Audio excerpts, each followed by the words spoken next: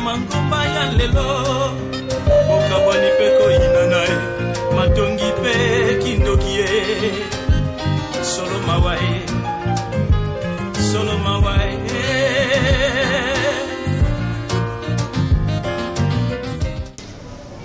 Très heureux encore, chers spectateurs, chers auditeurs, de me retrouver avec vous sur notre chaîne préférée, La Voix qui crie dans le désert TV. Cette voix qui crie, elle crie pour vous. Je vous salue tous au nom du Seigneur Jésus-Christ. Aujourd'hui, nous allons continuer avec notre partie sur les sacrifices. Je vous avais dit qu'on m'avait demandé de sacrifier 12 personnes pour que mon tapis volant puisse commencer à s'envoler. En réalité, même les sorciers qui s'envolent, aucun sorcier ne peut voler avec son avion, que ce soit un bâton, que ce soit l'écorce des bananes, l'écorce de l'arachide. Donc ça ne peut pas s'envoler si on n'a pas versé le sang. On m'avait dit il faut sacrifier 12 personnes.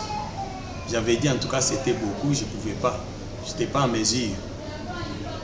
Mais ce jour-là, c'était un matin comme ça, un vendredi, j'entends une voix de Lucifer qui me dit bonjour. Or, dans le monde spirituel, lorsque Lucifer salue quelqu'un, lui dit bonjour, cela veut dire que tout ce qu'il peut demander, tout ce qu'il cherchera à faire, il va l'accomplir. Ce n'est pas en bon mais en mal. Maintenant, j'ai dit, oh, comme c'est mon jour aujourd'hui, je dois chercher les sacrifices de 12 personnes pour que je puisse commencer à utiliser mon tapis volant. C'est comme ça que je prendrai ma farde. Je voulais aller au campus. Je ne suis pas parti au campus, je suis arrivé sur Rond-Point Gaba. Il y avait un arbre là-bas, un manguier. À côté, c'était à l'aile gauche. Aujourd'hui, il y a des pharmacies là et des maisons commerciales. Mais à cette époque-là, c'était un arbre. Et les gens qui venaient attendre les taxis, bis ou les taxis, pour monter au campus et rester sous cet arbre-là pour se protéger contre la chaleur et le soleil. Mais ce matin-là, lorsque je suis arrivé là, j'ai trouvé les enfants qui jouaient. Il y avait 6 enfants qui jouaient là-bas. Parmi ces 6 enfants, il y avait deux enfants d'une même famille qui jouaient aussi là-bas. Donc j'ai dit à l'esprit qui agite le vent, c'est Indra. Indra, c'est un esprit qui provoque le tourbillon, qui rassemble les nuages pour que la pluie tombe. Donc j'ai dit à Indra, Indra, agitez un peu cet arbre, et les branches tombent et tuent ces enfants qui jouent sous cet arbre. Dès que j'ai dit ça, le vent a commencé à souffler. Dès que le vent a commencé à souffler, il y a une maman qui est sortie dans sa maison. Cette maman-là dira à son fils, « Fiston, fiston, vous vous êtes réveillé le matin, vous n'avez même pas brossé les dents, vous ne vous intéressez même pas à boire du thé, mais vous êtes seulement allé jouer sous cet arbre. Qu'est-ce qu'il y a vraiment sur cet arbre? Il y a un esprit sur cet arbre, comment? Allez, quittez là-bas. » Et ces enfants-là, lorsqu'ils ont quitté, les 2 enfants de la maman, là, lorsqu'ils ont quitté, du coup, une branche de cet arbre est tombée sur les 4 qui étaient restés. Ils ont fait caca sur place là-bas, donc ils étaient déjà en état d'évanouissement. Au moment où les gens s'agitaient là, mais comment expliquer? Et ces enfants sont morts. Maintenant, il y avait d'autres mamans qui étaient là, qui disaient, mais ces enfants jouaient à 6. La maman là, elle appelle ces 2 enfants. Lorsque les autres s'éloignent, l'arbre tombe. Donc ce n'est pas clair. Ils ont commencé à chanter en lingala. Donc ils disaient que parfois la sorcière qui a fait cela, c'est la maman là.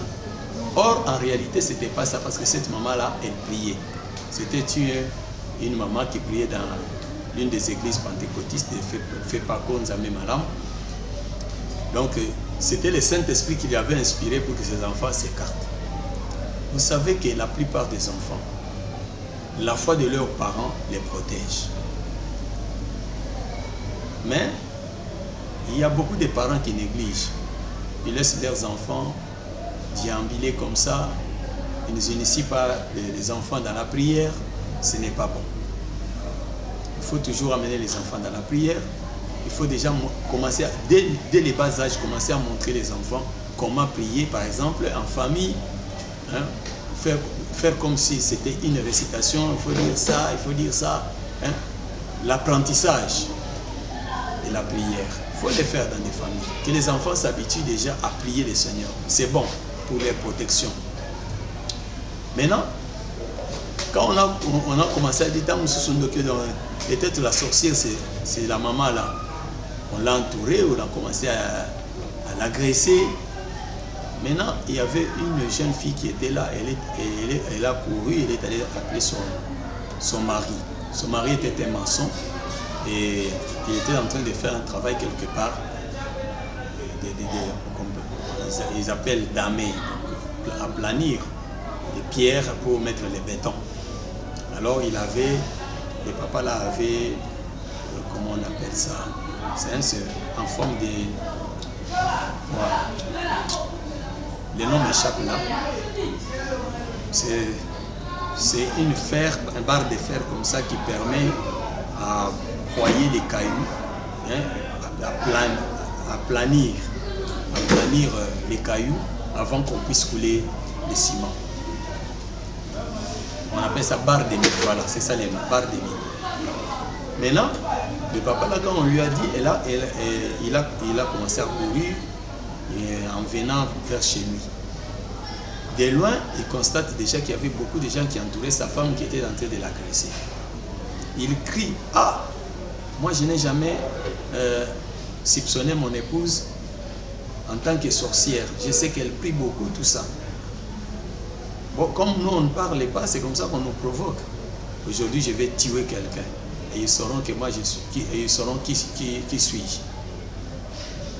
Quand il a dit ça, j'ai saisi seulement ces paroles. J'ai dit au démon, il a dit aujourd'hui va tuer quelqu'un et ils sauront qui il est. Alors, avec les barres de mine qu'il a en main, s'il frappe sur quelqu'un, pour renforcer pour que la personne meure. Maintenant, il est venu, il a trouvé un groupe de gens là. Sa femme était déjà en bas, on l'a agressé. Et il prend les barres de mine là, il pointe au dos de celui qui était sur sa femme pour que sa femme puisse se redresser. Donc les barres de mine est pénétré ici et est sorti devant. Sur les effets de la force satanique. Ah, le sang a coulé sérieusement, comme si c'était un tuyau comme ça, du sang qui coulait. Les gens ont pris la fuite. Maintenant, les policiers ont appris cela, c'était les gendarmes à cette époque-là, ont appris cela, ils sont venus et tout le monde était en débandade. Moi j'ai dit, mission accomplie. Donc, si cet endroit-là, j'ai réussi à avoir 5 personnes.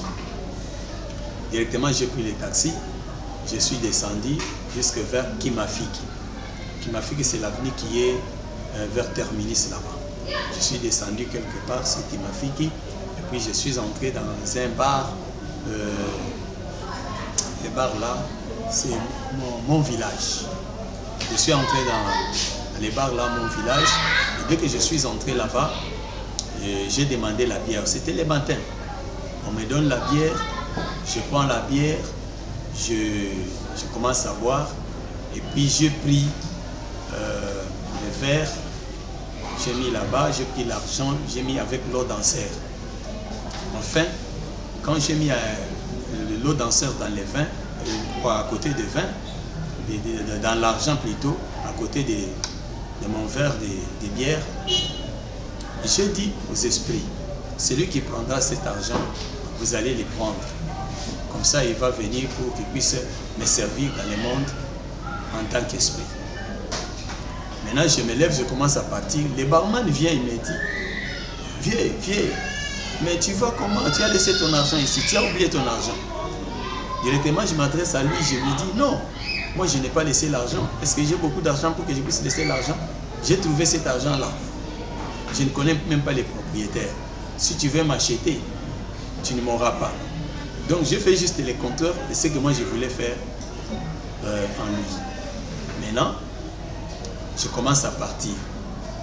Je pars, j'arrive sur l'avenue Kayange, j'ai jeté encore l'argent, je monte, j'arrive sur...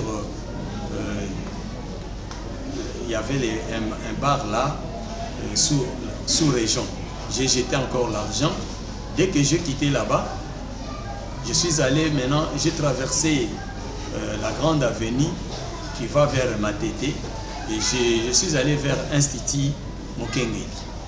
J'arrive là, je jette encore l'argent et puis j'entre dans un bar. À cette époque-là, c'était chez Maman Mapassa. Quand je suis entré là-bas et j'ai pris les miroirs, j'ai commencé maintenant à regarder là où j'ai jeté l'argent, qu'est-ce qui se passe. Mais il y avait des enfants qui étudiaient dans une école à côté de la source qui avaient pris l'argent. Lorsqu'ils ont pris cet argent, ils sont partis avec cet argent-là. Mais le Seigneur avait fait que ces enfants-là ne puissent pas se souvenir qu'ils avaient ramassé l'argent. Pourquoi? Parce que leur maman avait l'habitude, avant que les enfants aillent à l'école, ils priaient pour les enfants en les imposant la main.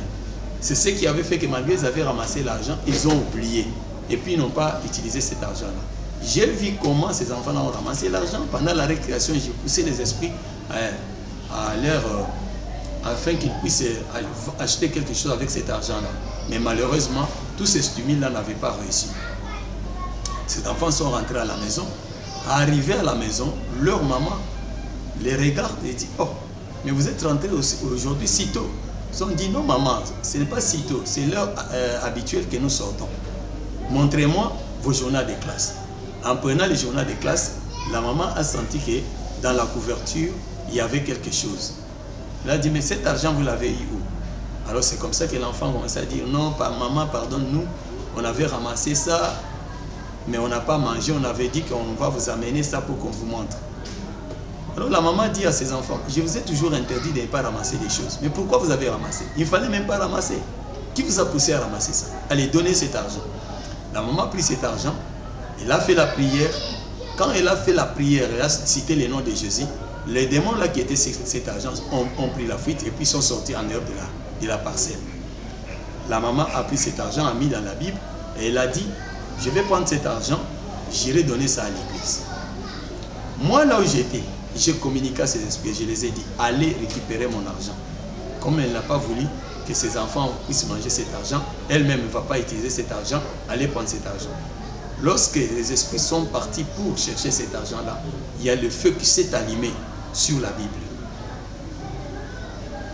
Maintenant, les esprits ont pris la fuite. Ils ont dit, non, maître, si tu peux nous envoyer à une autre mission, nous pouvons partir. Mais là, on ne peut pas parce qu'on n'a pas pu récupérer cet argent. Parce que cette femme-là, elle avait fait une prière et la Bible a commencé à faire sortir des flammes de feu. Maintenant, j'ai dit, bon, d'accord. Je vois maintenant l'autre groupe. Il y avait des enfants qui étaient de la même famille, qui étaient entrés dans le bus. Ils allaient vers Lipen. Ils avaient aussi ramassé l'argent. Ils ont pris le bus là qui quittait Kimafi, qui allait vers avenue Kianza. Et de Kianza, ça prenait l'université. L'université, ça prenait bypass pour aller jusqu'à Lipen. Mais ce bus-là s'est limité au niveau des cités vertes. Le bus s'est arrêté au niveau des cités vertes. Les enfants là sont descendus. Maintenant, il fallait qu'ils prennent les taxis. Ils sont allés acheter les beignets. C'était les enfants de la même famille. Ils ont acheté les beignets. Ils étaient au nombre de 6. Lorsqu'ils sont entrés dans les bus, dans les taxis plutôt, 2 sont entrés devant les taxis et 4 étaient derrière les taxis.